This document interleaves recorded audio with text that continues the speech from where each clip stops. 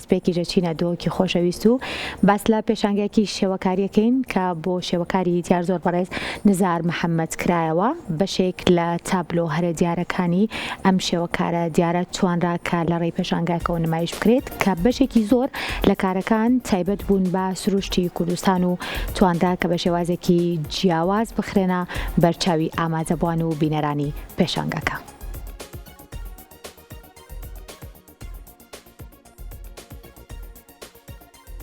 بەڕێوەبەرایەتی ڕۆشنبیری و هونەری بەشی شێوەکاری لە شاری دۆهۆک پێشانگایەکی تایبەتی بۆ شێوەکار نزار محەممەستیق کردەوە.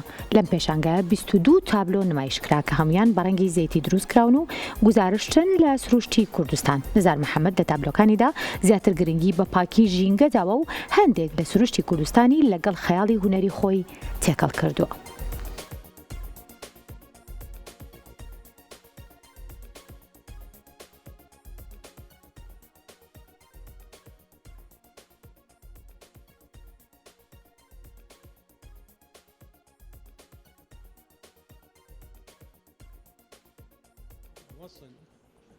ویا پیامکی بگهین مخلکی که سروشت کردستان گلکی جوانه و من ویا اف سروشتی هی دگل خیالت تکل بگم دگوالا که هنری دا و بتنه من رنگین زیتی بکار اینانه و 22 گوال دوی پیشانگه دا هنه.